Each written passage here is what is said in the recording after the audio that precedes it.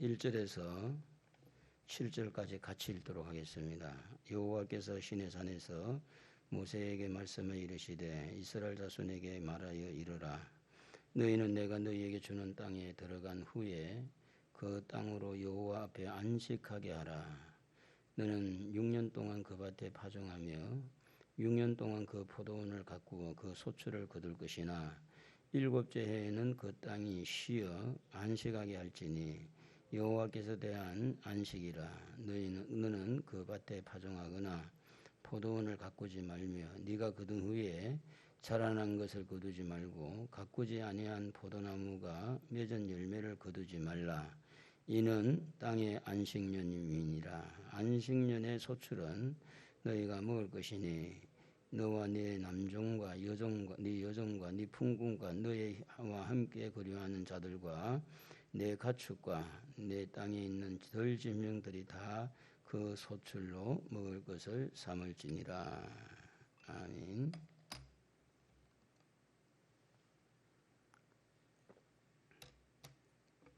수고하고 무거운 짐진 자라는 제목의 오늘 오전에 설교였는데 다 내게로 오라 그럴 때 수고하고 무거운 짐 때문에 많이 쩔쩔매고 있는 사람들이 주님 앞에 와서 쉼을 얻도록, 그 쉼을 얻는 것은 죄를 용서받을 때, 죄 문제가 해결될 때 첫째는 하나님 앞에 우리가 용서받아야 되고 또 두 번째는 자기가 자기의 죄를, 예수님이 우리를 용서하니까 자기도 자기의 죄를 용서해 줘야 되고 자기를, 그리고 이제 타인을 용서할 때 하나님에게 용서를 받고 나서 자기가 자기를 용서 못해 가지고 쉼을 얻지 못하는 경우가 있고 또 누군가를 이렇게 용서하지 못할 때 쉼을 얻지 못할 수가 있어요. 그래서 참된 안식은 주님의 십자가 앞에서 우리 하나님 앞에 내가 용서받고 나도 용서하고 또 다른 사람도 용서할 때 그때 비로소 내 마음에 평안이 와요. 쉼이 온다 그런 이야기예요. 그런 예수님께서 내게로 오라고 하는 것은 쉼을 주기 위해서니까 그 쉼은 용서해서 된다. 우리 한번 해봅시다. 하나님에게 용서받고 자기에게도 용서하고 다른 사람도 용서하고. 자, 첫째는 하나님에게 용서를 받고 그 다음에 자기도 용서하고 자기 자신을, 그리고 다른 사람 용서하면 일단은 미운 사람이 없잖아요. 그럼 평안하지. 그래서 하나님 앞에 용서받으니까 두려움이 없고, 그래서 서로 이렇게 이 땅에 사는 동안에 우리 주님의 용서를 받으면서 주님을 배워서 우리도 용서하는 사람, 이렇게 되어지면 우리에게 평강이 찾아올 줄로 믿습니다. 자, 오후에는 이 안식년, 우리가 이제 처음에 주일을 지키기 이전에 안식일을 지켰잖아요. 그래서 첫째 날에서 여섯째 날까지는 하나님이 세상을 다 만드시고 7번째 날에는 안식하니라 됐어요. 그래서 이제 안식일이 시작이 된 거예요. 그런데 오늘 읽은 말씀에 보면 안식년이라는 말이 나왔어요. 안식년. 안식이라는 것은 쉬는 겁니다. 우리가 용서하면서 쉼을 얻듯이 땅도 이 6년 동안을 농사를 짓고 7년째는 농사 짓지 말라는 거죠. 쉽게 말하면 포도나무도 6년 동안 소출을 하기 위해 관리를 하고 그냥 7년째는 이렇게 관리하지 말고 쉬게 해라. 그래서 오늘 우리가 예수를 믿으면서 이 방향을 잘 들어가야 돼요. 일주일 동안 열심히 일을 하고 이 주일날 되면 안식을 해야 되고, 그 다음에 이스라엘 나라 같은 경우는 지금도 유대인들은 안식년을 지킨 걸로 알고 있는데 우리가 이제 여행을 다니다 보면 옆에 밭에는 막 곡식이 있는데 한쪽에는 완전히 그냥 막 풀로 가득 차 있는 거예요. 휴경지라고 그래. 휴경지. 땅을 쉬게 하는 거. 뭐 우리나라에도 지금도 휴경지, 우리도 지금 휴경지가 있는 줄 알고 있는데, 그래서 이제 6년 동안은 농사를 짓고 7년째는 이렇게 쉬게 해라. 그리고 이제 뒤에 나오는 거는 희년이 나와요. 희년. 한번 읽어봅시다. 8절에서 12절까지 너는 7 안식년을 계수할지니 이는 7년이 7분인즉 안식년 7분 동안 곧 49년이라 7째 달 열흘날은 속죄일이니 너는 뿔나팔 소리를 내되 전국에서 뿔나팔을 크게 불지며 너희는 50년째 해를 거룩하게 하여 그 땅에 있는 모든 주민을 위하여 자유를 공포하라. 이 해는 너희에게 희년이니 너희는 각각 자기의 소유지로 돌아가며 각각 자기의 가족에게로 돌아갈지며 그 50년째 해는 너희의 희년이 너희는 파종하지 말며 스스로 난 것을 거두지 말며 가꾸지 아니한 포도를 거두지 말라. 이는 희년이니 너희에게 거룩함이니라. 너희는 밭의 소출을 먹으리라. 자, 우리가 이제 이렇게 연결하면 좋아요. 안식일 주일이죠. 주일, 안식일, 그 다음에 안식년, 그리고 희년. 희년은 몇 년 만에 오는? 50년 만에.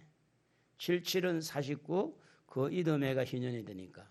희년 다음에는 뭘까? 천국이에요. 천국.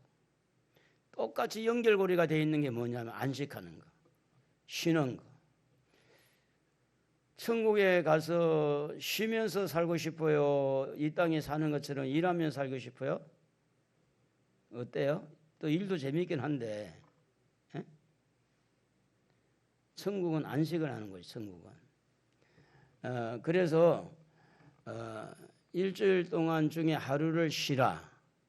또 7년 중에 1년은 쉬라. 50년 중에 2년, 희년, 그러니까 안식년 다음에 희년, 2년을 쉬는 거죠. 2년을.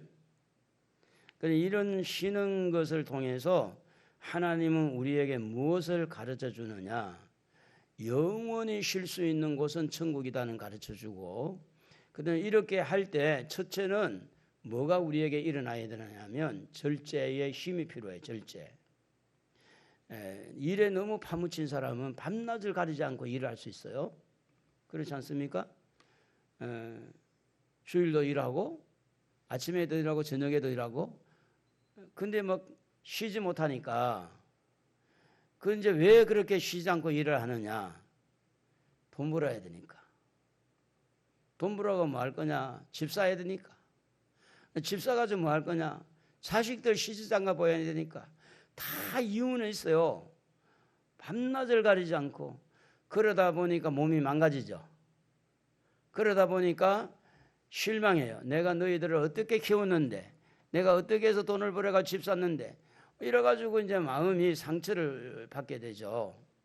하나님은 우리에게 안식을 통해서 뭘 우리에게 가르치느냐면 절제하는 힘을 기르라는 절제. 신앙생활을 잘하는 사람은요, 절제의 기능이 좋아요. 하고 싶은 말을 다 안 하는 거죠. 하고 싶은 일을 다 안 하는 거죠. 먹고 싶은 거 다 안 먹는 거죠. 마시고 싶은 거 다 안 마시는 거죠. 그러니까 절제를 하는 것이 얼마나 중요하냐면 성령의 9가지 열매 중에 오래 참음과 절제가 있어요. 인내가 있고.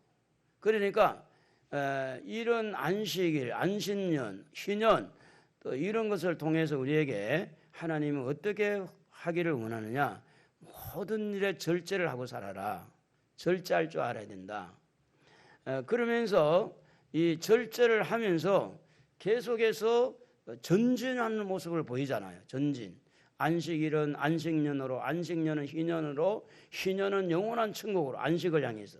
그러니까 절제를 하면서 안식을 누리면서 영원한 안식을 누리기 위해서 천국을 바라보게 하는, 영원한 천국에서는 눈물도 없고 다시 수고하는 게 없고 우는 것도 없고 곡하는 게 없고, 천국에는 쉬는 곳이니까 영원히 쉬는 곳.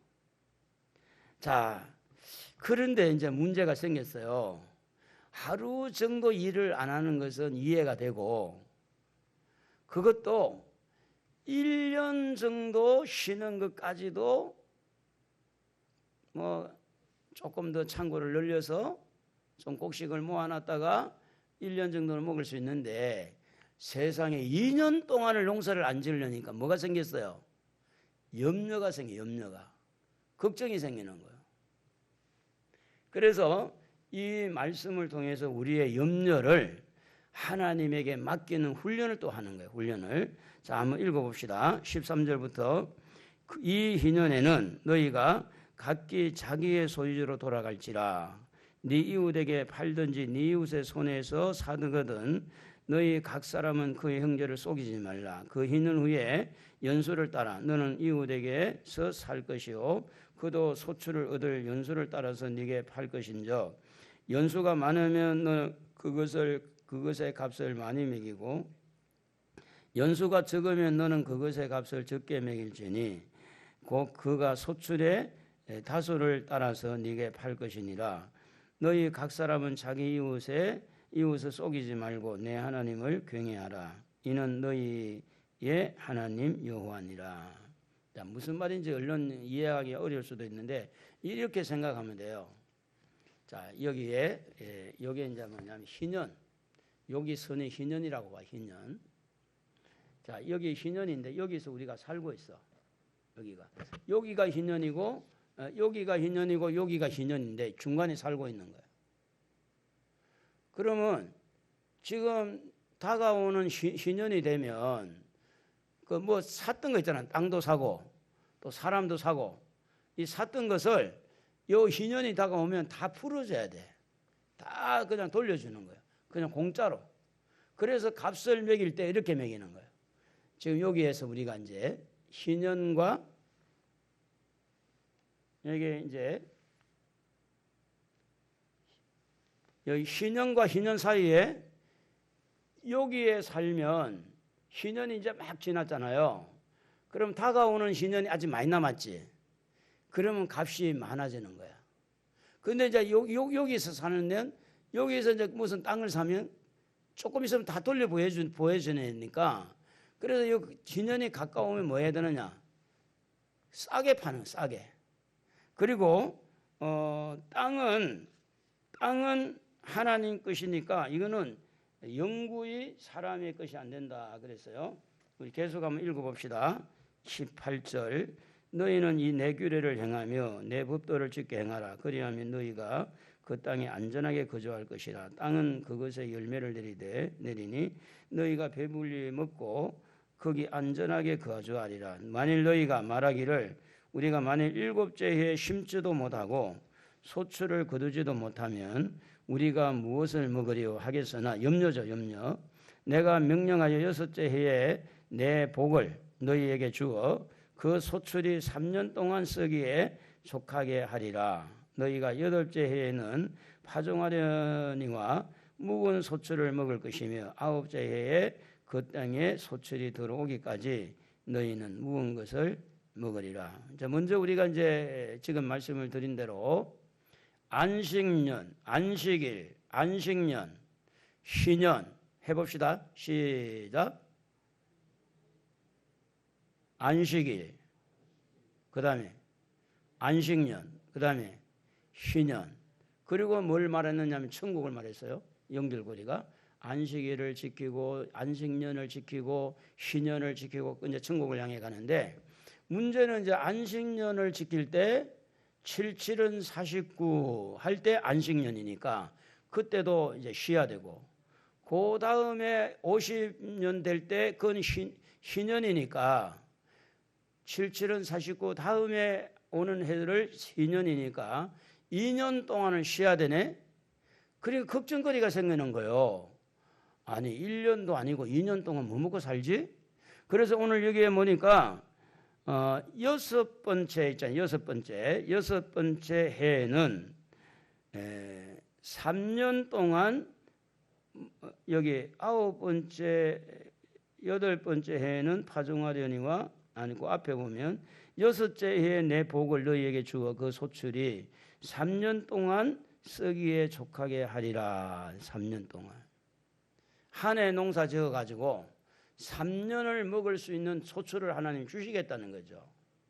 그래서 여기에서 염려를 우리가 이제 어떤 것을 말씀대로 순종하고 말씀대로 살 때 염려가 올 수 있잖아요. 염려가.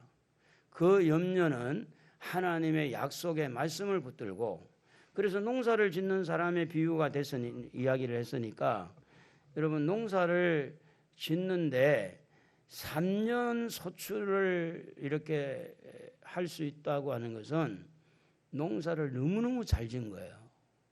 하나님 그렇게 해주겠다는 거예요. 그렇게. 그러니까 염려는 말씀을 믿지 못하고 약속을 믿지 못한 데서 오니까, 우리가 신앙생활 하면서 염려 올 때마다 뭘 붙들면 좋겠어요? 하나님의 약속을 붙들면 좋아요. 약속. 그래서 500여의 역사가 일어난 것처럼, 롯이 그의 농사 지을 때 100배를 거둔 것처럼, 오늘 여기에 보면 안식년 후에 희년에는 3년 먹을 양식이 이루어진다. 그대로 이루어진 거예요. 그대로 하나님 하셨으니까.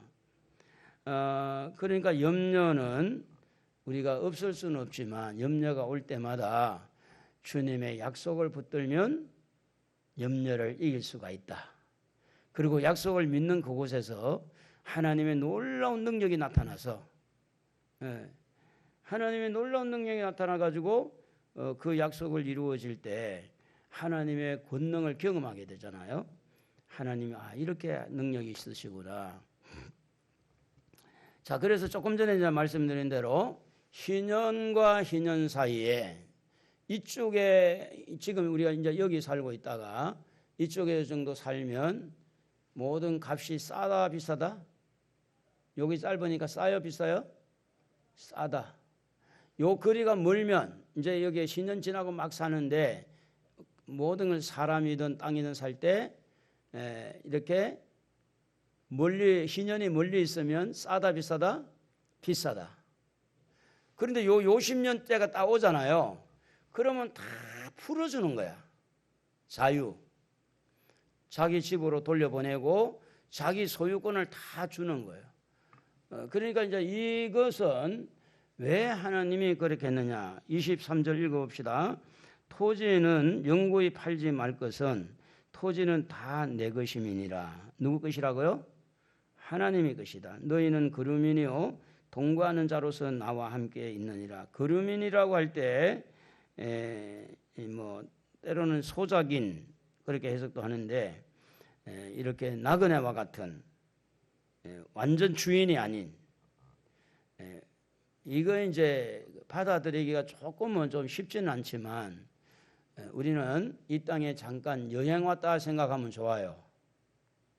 아멘 안 해보니까 여행 온 건 아닌가 본데, 여행 왔다 생각하면, 부산에 여행을 갔는데 거기서 여행 가가지고, 아니 부산하면 조금 거리가 너무 가깝나? 중국에 가가지고 그 집에 거기에 놀러 갔다 그 집 사고 그걸 하겠어요? 에? 그렇지 않잖아요. 땅 사고 집 사고 안 하잖아. 미국에 놀러 가가지고, 물론 요즘에는 이제 그 공산주의 말고는 뭐 개인적으로 이렇게 가서 땅을 살 수 있는 길도 있긴 한데, 이제 지금은 이제 그런 것들이 막 투자 개념이 되고 이러다 보니까 이제 그렇게 막 여기 사고 저기 사고 하지만, 딱 자기가 살려고 하는 집 한 채를 구입할 때는 살고 있는 데서 살지, 여행 가고 살 리가 없다. 여행 가고 그 집을 매입할 필요가 없죠. 오늘 우리는 천국에서 잠깐 이 땅에 여행 왔다 생각하고, 다시 천국의 본집으로 갈 줄로 생각하고, 그런 의미로 말씀한 거. 지금 여기 보니까 거류민이요 동거하는 자로서 나와 함께 하느니라. 잠깐 땅에 머물다 가는 이 나그네 인생길이니까. 자, 계속 한번 읽어봅시다. 너희의 기업의 온 땅에서 그 토지를 무르기를 허락할지니. 무른다는 것은 뭐냐면, 그 토지를 돈을 값을 지불하고 이렇게 누군가가 우리 그 가까운 친척이나 누군가가 그 이제 땅을 담보로 잡아가지고 이렇게 이제 팔았다면, 누군가 친척이 그 무른다는 것은 그것을 원래 본래의 모습으로 바꿔주는 것을 무른다 그러는 거예요. 무른다. 옛날에 어릴 때는 물은다는 말을 썼거든요. 물은다. 물러줘, 물러줘. 에? 왜 내가 말이지 아니야, 나 물을 거야. 이런 단어가 많이 써졌는데 요즘에는 그런 말을 안 쓰잖아요. 그래서 이제 생소할 수도 있지만, 그래서 물으는 것이 어떻게 됐냐? 만일 너희 형제가 가난하여 그의 기업 중에서 얼마를 팔았으면 그에게 가까운 기업물을 자가 와서 그의 형제가 판 것을 물을 것이요. 그러니까 이제 그 돈을 갚아주는 거죠. 갚아주고 땅은 다시 찾는 거. 그러면 이제 형님이 누군가의 땅을 팔았어. 동생이 가서 그 땅을 산 사람에게 값을 지불하고 형에게로 돌려주는 일을 하는 거예요. 이게 만일 그것을 물을 사람이 없고 자기가 부유하게 되어 물을 힘이 있으면 그 판해를 계수하여, 이만 나와요. 판해를 계수하여 그 남은 값을 산자에게 주고 자기의 소유지로 돌릴 것이니라. 그러나 자기가 물을 힘이 없으면 그 판 것이 희년에 이르기까지 산자의 손에 있다가 희년에 이르러 돌아올지니 그것이 곧 그의 기업으로 돌아갈 것이니라. 자, 희년과 희년 사이에서 누군가가 이제 그 갚아주고 땅을 되돌릴 수 있으면 너무 감사한데 이제 친척도 없고 이걸 뭐 물려줄 사람도 없으니 그러면 어떻게 희년에서 희년까지 가라는 거예요. 희년이 오면 풀어주라. 이제 모든 게 이제 원상복귀가 되어지니까. 그러니까 하나님은 어떻게 우리 인간을 다스리기를 원하냐면 이 땅에 살아갈 때 영구적으로 이 땅에 사는 사람이 아니라 언젠가는 천국으로 이사갈 사람으로 살아라. 그리고 이사갈 사람이 너무 땅에 뿌리를 내리지 말고 언젠가는 내가 이사갈 줄 알고 우리가 정원지기가 감옥을 이렇게 잔뿌리를 나게 해서 언제 파서 옮기더라도 옮길 수 있는 그런 자세, 또 이렇게 우리 주변에 누군가가 빚에 쪼달려서 담보를 잡고 이렇게 팔았다면 그 가까운 사람들이 그것을 값을 갚아주고 자유를 보장해 줘야 된다. 거기서 사랑이 있고 긍휼이 있고 거기서 형제 우애가 있는 거죠. 요즘에는 옛날같이 달라가지고 엄마 거 아들 거 다 구분해야 안 해요? 네 거는 네 거고 내 거는 내 거다 이래 하는 거야, 안 하는 거야? 에? 사실은 이제 다 두고 보면 그 돈이 다 아버지에게서 나왔지만 이거는 내 거고 이거는 네 거고, 또 형제간에는 더 치열하게 따지죠. 형제간에는. 그런데 하나님은 이 말씀을 통해서 이웃을 내 몸같이 이웃의 아픔을 함께 할 수 있는 그런 기회도 주고 마음을 문을 열어서 돕는 손길을 열 수 있도록 하나님이 그렇게 주셨다는 것. 계속해서 한번 읽어봅시다. 29절 성벽 있는 성 내의 가옥을 팔았으면 판지 만 1년 안에는 물을 수 있나니 곧 그 기한 안에 무료려니와. 어떻게 이제 하다가 팔았어요. 팔았는데 아이고 안 팔았으면 좋을 뻔했는데. 요즘에 아파트가 하도 올라가니까 올라가니까 지금 아파트 가지고 있는 사람은 매덕을 돈을 번 거야. 판 사람만 손해된 판 사람. 그 당시 팔 때는 돈을 많이 남긴 것 같았는데 계속 놔두고 보니까 너무 자꾸 오르니까 그래서 억울하다 말이에요. 그래서 이제 억울하니까 다시 물류로 간 거야. 물류로 갔더니 중도금을 건너갔기 때문에 안 된대. 그런데 오늘 이 말씀은 뭐냐면 혹시 이제 어려워서 갑자기 이렇게 팔았더라도 1년 동안 우리가 지나면서 1년 안에 돈 받은 거 주고 다시 되돌릴 수 있는 그런 기회를 하나님께서 허락한 거죠. 30절 보면 1년 안에 무르지 못하면 그 성 안의 가옥은 산자의 소유로 확정되어 대대로 영구히 그에게 속하고 희년에라도 돌려보내지 아니할 것이니라. 이제 가옥을 말했어요. 가옥, 집을. 그러니까 이제 1년을 기다리는데 1년 안에 이걸 다시 되찾지 아니하면 그냥 그 집은 영구적으로 산 사람의 것이 되는 거예요. 영구적으로. 우리가 이제 경매도 보면 그래, 경매에 낙찰을 받았는데 한 달 안에 이 경매 물건 주인이 어떤 행동을 취하면 그 경매가 완전히 그냥 무마가 돼버려요. 무마가. 내가 이자를 내겠소. 내가 돈을 내겠소. 그래가지고 하면 그 경매 아무리 경락을 받아도 그냥 무효가 돼요. 무효가. 그것처럼 1년 안에 이렇게 갚으면 내 것이 되지만 못 갚으면 완전히 잊어먹어라. 완전히 상대의 소유가 된다. 그러나 성벽이 둘리지 아니한 촌락인의 과국은 나라의 전토와 같이 물려주기도 할 것이요 희년에 돌려보내기도 할 것이니라. 그러니까 이제 성으로 쌓여 있는 그 안의 가옥은 1년 안에 기한을 두지만 성 밖에, 성이라고 하는 것은 한 촌락을 이루는 우리 전쟁의 개념이라고 볼 수 있는데, 어떤 그런 만리장성이라든지 이런 이 사대문성이라든지 이렇게 성을 쌓을 때 성 안에는 그렇게 가옥을 팔 때 1년의 기회를 주어서 다시 물을 수 있는 기회가 있지만, 그 성 밖에 이런 촌동네 성 밖에는 그냥 이제 그 희년이 오면 다 돌려 보내줘야 된다. 레위 족속의 성읍고 그들의 소유의 성읍의 가옥은 레위 사람이 언제든지 물을 수 있으나, 레위 사람 특혜죠.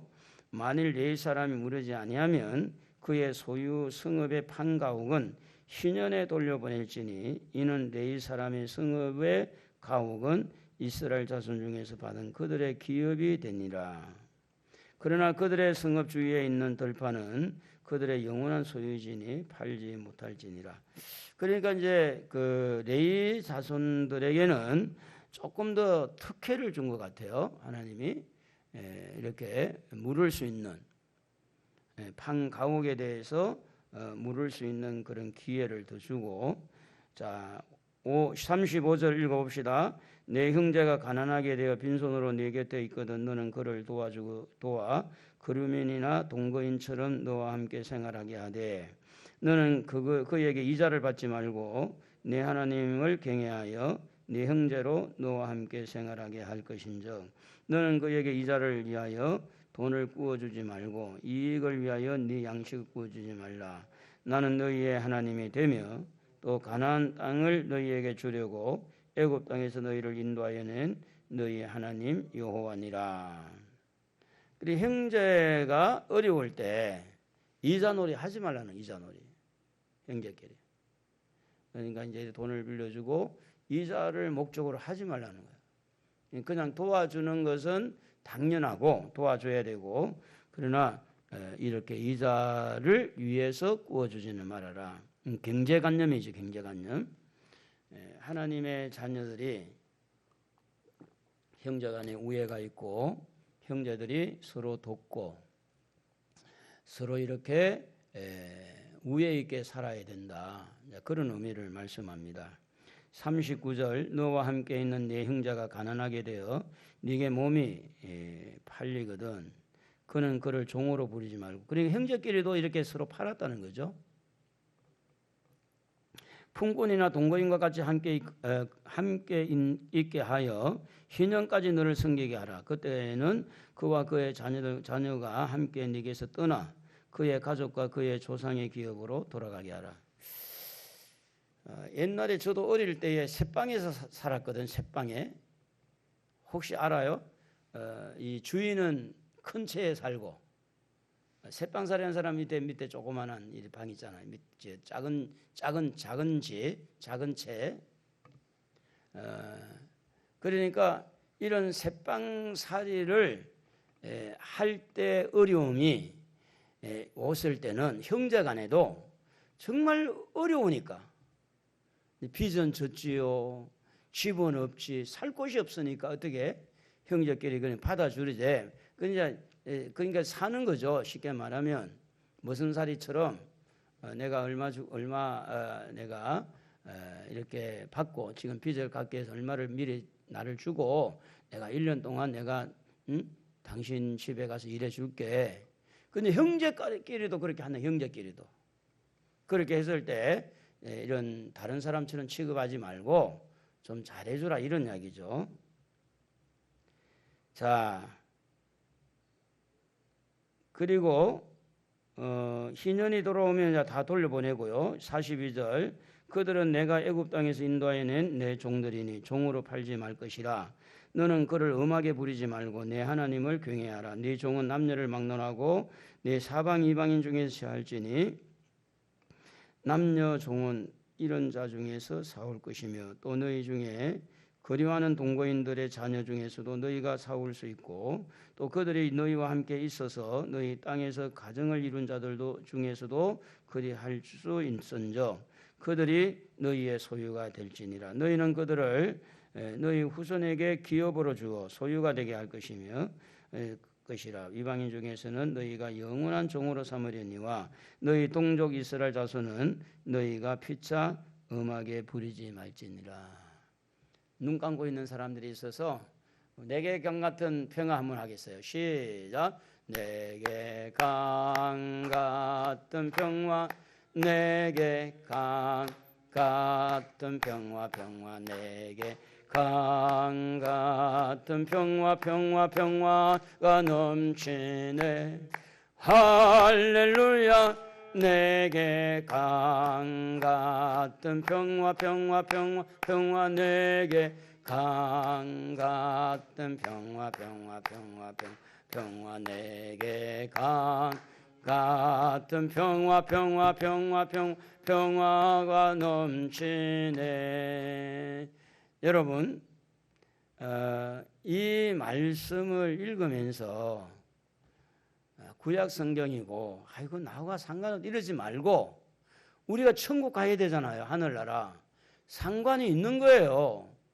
이걸 희년에 대해서 풀어주는 개념, 자유를 주는 개념, 또 원상복귀해 주는 거, 다 죄에서 용서하는 거, 또 이 땅에서 수고하고 무거운 짐진 자들이 다 쉼을 얻을 수 있는 그런 하나님의 어떤 진리가 있기 때문에 좀 잘 기억을 할 필요가 있어요.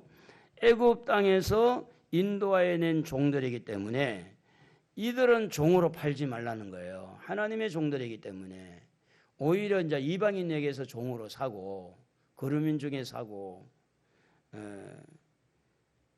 47절, 만일 너와 함께 있는 거류민이나 동거인은 부유하게 되고 그와 함께 있는 내 형제는 가난하게 되므로 그가 너와 함께 있는 거류민이나 동거인 또는 거류민의 가족의 후손에게 팔리면 그가 팔린 후에 그에게 속량받을 권리가 있나니 그의 형제 중에 하나는 그를 속량하거나 또는 그의 삼촌이나 그의 삼촌의 아들이 그를 속량하거나 그의 가족 중 그의 살부지 중에서 그를 속량할 것이요 그가 부유하게 되면 스스로 속량하되 자기 몸이 팔린 해로부터 희년까지를 그 산자와 계산하여 그 연수를 따라서 그 몸의 값을 정할 때에 그 사람을 섬길 날을 그 사람에게 고용된 날로 여길 것이라. 만일 남은 해가 많으면 그 연수대로 팔린 값에서 속량하는 값을 그 사람에게 도로 주고 만일 희년까지 남은 해가 적으면 그 사람과 계산하여 그 연수대로 속량하는 그 값을 그에게 도로 줄 것일지며 주인은 그를 매년의 싹군과 같이 여기고 네 목전에서 엄하게 부리지 말지니라. 그가 이같이 속량되지 못하면 희년에 이르러는 그와 그의 자녀가 자유하리니 이스라엘 자손은 나의 종들이 됨이라. 그들은 내가 애굽 땅에서 인도하여 낸 내 종이요 나는 너희의 하나님 여호와이니라. 애굽 땅에서 인도하여 낸 하나님의 종들은 사람의 종들이 되는 것을 싫어해요. 하나님. 하나님의 자녀들에게 자존감을 세워주는 거죠. 하나님의 자녀들이 남의 밑에 가가지고 예예예 이것도 물론 할 수 있지만 할 수 있으면 하나님의 종답게 직장에 들어가든 어디에 들어가든 사업을 하든 간에 담력을 가지고 우리 한번 따라해 볼까요? 하나님이 나와 함께 하신다. 하나님은 나의 아버지시다. 하나님을 잘 의지하면서 좀 배짱을 키워서 돈의 종이 되지 말고 사람의 종이 되지 말고 누구의 종이 되라고요? 하나님의 종이 돼야 된다.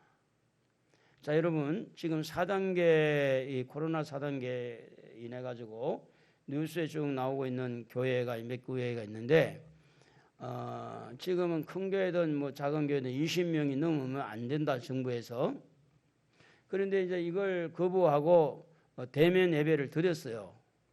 그래가지고 뭐 고발하고 뭐 이런 상황이 지금 놓여 있는데, 자, 정부에서는 예배를 드리지 말라고 하고 하나님은 지금도 예배자를 찾는다고 그러잖아요. 신령과 진정한 예배를 드리는 자를 찾죠. 코로나 때는 내가 안 찾을게 이랬습니까? 그래요, 안 그래요? 코로나 때는 내가 참고 있다가 코로나가 끝나고 나거든 내가 찾을게. 그때 보자. 그런 말씀이 세상에 어디 있어? 사실은 여러분 대면 예배를 드리면서 밀고 나가는 교회가 잘한 거예요. 원칙으로 따지면. 어이구 정부에서 하지 말라고 그러는데 큰일 납니다. 목사님 잡혀갑니다. 누구의 말을 들어야 돼요? 정부의 말을 들어야 돼요? 하나님 말씀을 들어야 돼요? 물론 우리가 정부에서 하고 있는 이 코로나를 어떻게든 잡으려고 힘쓰고 하는 여기 전적으로 협조해야 되죠. 그러나 이것을 핑계 삼아 예배를 멈추는 것은 하나님의 뜻이 아닙니다. 절대 아니에요.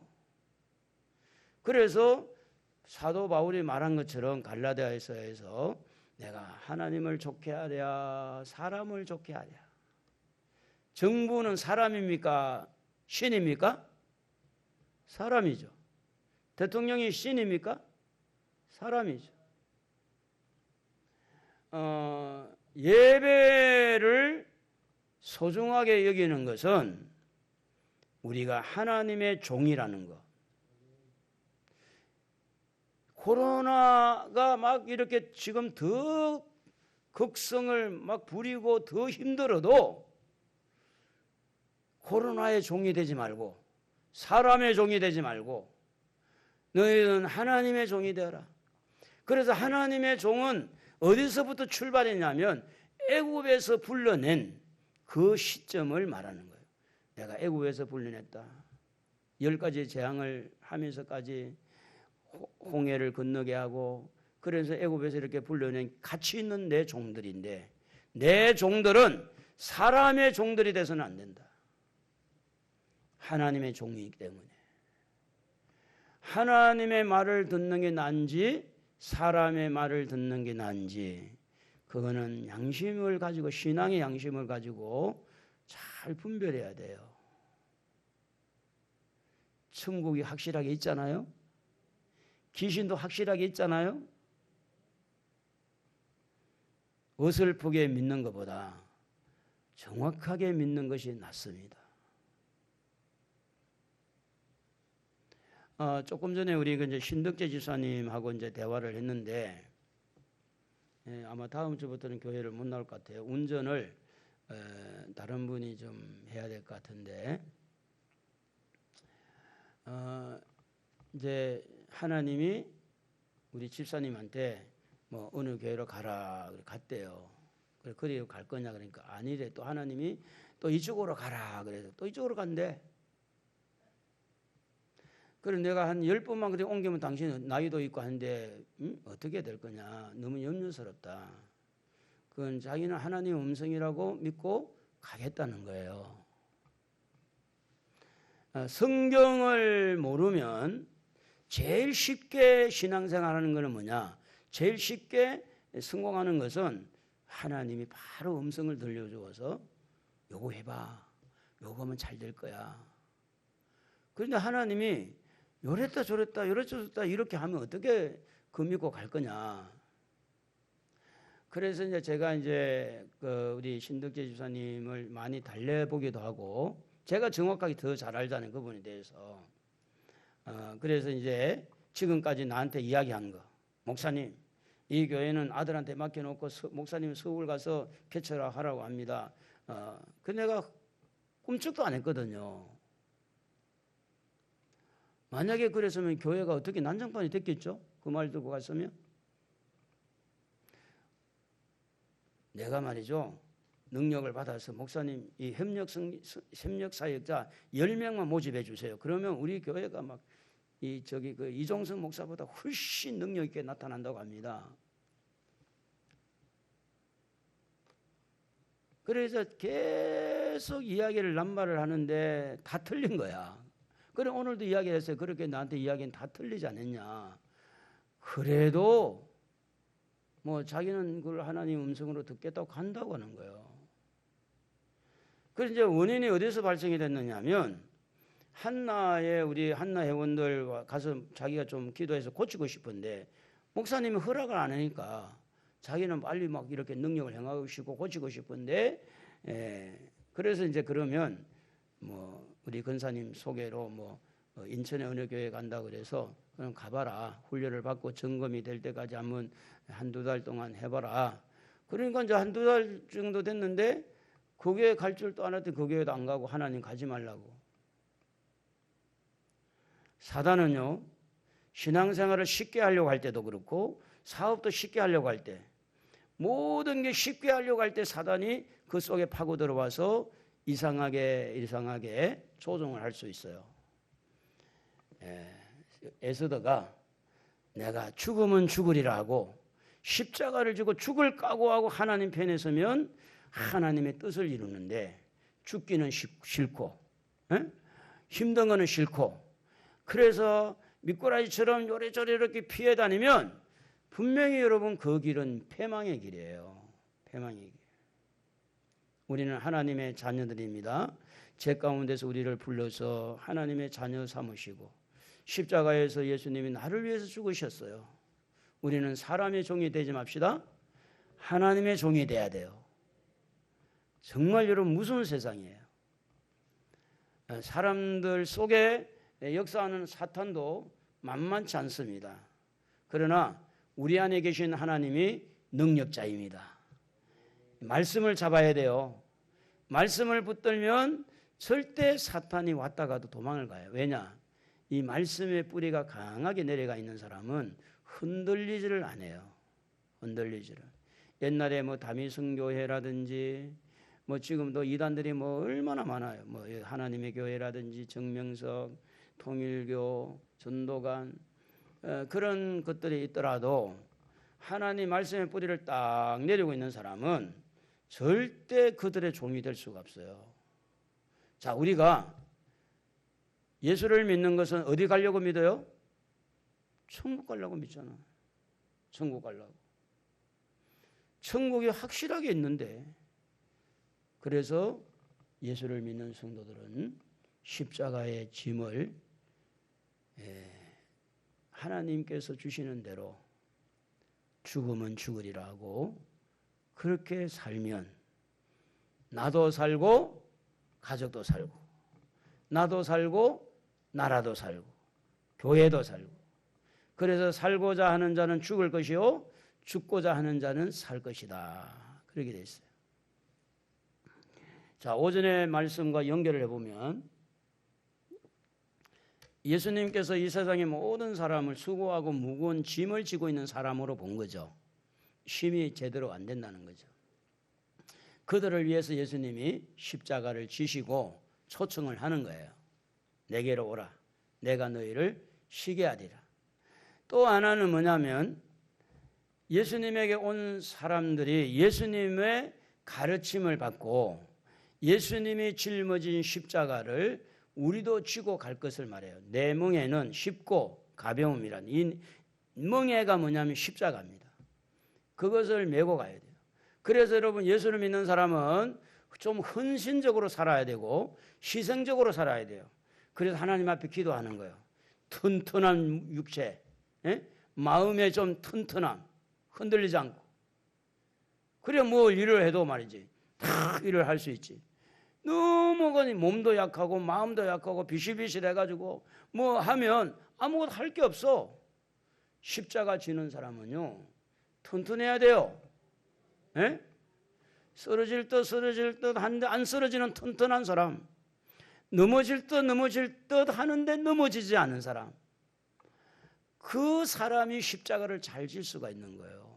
하나님은 분명히 말씀합니다. 애굽에서 불러낸 내 종은 사람의 종이 될 수가 없다. 이들은 사고 팔 수도 없고 이들은 내 종이다. 내가 책임진다. 오늘 여러분 죄 가운데서 부름을 받아 하나님의 자녀가 되고 하나님의 종들이 되었다면 여러분은 사람의 종이 돼서는 안 된다. 하나님의 허락을 안 한다.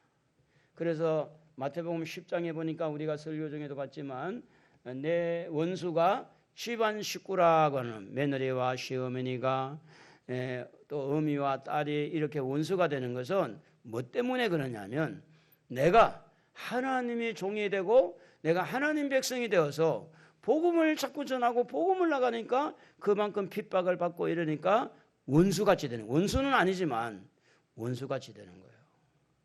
그때에 하나님의 종들은 뜻을 분명히 밝혀야 됩니다. 사람의 말을 듣는 게 좋냐, 하나님의 말을 듣는 게 좋냐. 제가 이제 조금 전에 우리 신덕재 집사님 이야기를 했는데 사람이 참 좋으세요. 참 좋으시고 성실하고 책임감도 있고. 그런데 이분이 너무 성경을 모르는 상태에서 영적인 뚜껑이 너무 빨리 열렸어요. 그게 막 조금 천천히 했으면 참 좋을 뻔했는데, 그러니까 뭐 지금은 이제 목사가 무슨 말을 해도 그분은 하나님이 말씀을 하니까 안 들리는 거예요. 목사를 통해서 하나님이 말씀한 것도 있는데, 그래서 참 안타까워요. 그 내가 몇 번 하지 말라 그랬는데 자기 혼자 막 기도해 주려고 기도해주고 막 이렇게 그거 하지 말아라. 그걸 아니다. 목사가 허락을 안 하는데 그 질서를 깨뜨리고 그래서 영적인 세계가 너무 빨리 열리는 것도 굉장히 본인에게는 이익보다 손해가 될 수도 있어요. 이익보다. 그래서 너무 이런 부분에서 우리가 서둘지 말고 영적으로 조금 둔해도 하나님의 귀한 섭리가 있는 줄 알고 기다릴 줄 알고, 그래서 조금 둔해도 감사하고 영적으로 또 조금 열렸더라도 하나님 앞에 감사하고, 그 영적으로 열렸으면 목사의 어떤 지도를 잘 받고 훈련이 돼야 되는데 일단 목사의 말을 거부하면 그게 상당히 문제가 있는 거예요. 예. 우리 목사님은 형편없어. 영적으로 아둔하고 무슨 말인지도 모르고, 그게 교만이죠. 그게 사탄이 주는 말이에요. 영적으로 깨끗하고 정말 영적으로 하나님이 기뻐하는 사람이면 많이 열리고 많이 은혜를 받을 수 있을수록 더 겸손해집니다. 그래서 겸손과 교만은 완전히 극과 극인데, 겸손은 예수님의 성품이고 교만은 사탄의 성품이에요. 내가 기도 많이 한다고 교만해도 안 되고, 봉사 많이 한다고 절대 교만하면 안 됩니다. 하나님은 겸손한 자에게 복을 주세요. 여러분 다 복 받기를 바라요. 할렐루야. 하나님의 종들이 되십시다. 하나님의 종으로 삽시다. 그리고 한 주간 동안도 여러분 무거운 짐을 혼자 지려고 그러지 말고 주님에게 맡기고, 하나님이 나를 용서한다면 나도 나를 용서해 주고, 또 하나님이 용서하라 그러면 우리 또 서로 용서하고, 그래서 우리는 마음이 평안하게 사셔야 돼. 천국은 여기 있다 저기 있다고 다니고 너희 안에 있다고 그랬잖아요. 두 손 들고 평화 평화 한번 불러봅시다. 평화 평화로다. 하늘 위에서 내려오네. 그 사랑의 물결이 영원토록 내 영혼을 덮어소서. 우리 마음의 평강을, 우리 마음의 평안을 달라고 주여 기도하겠습니다. 주여. 오 하나님 아버지,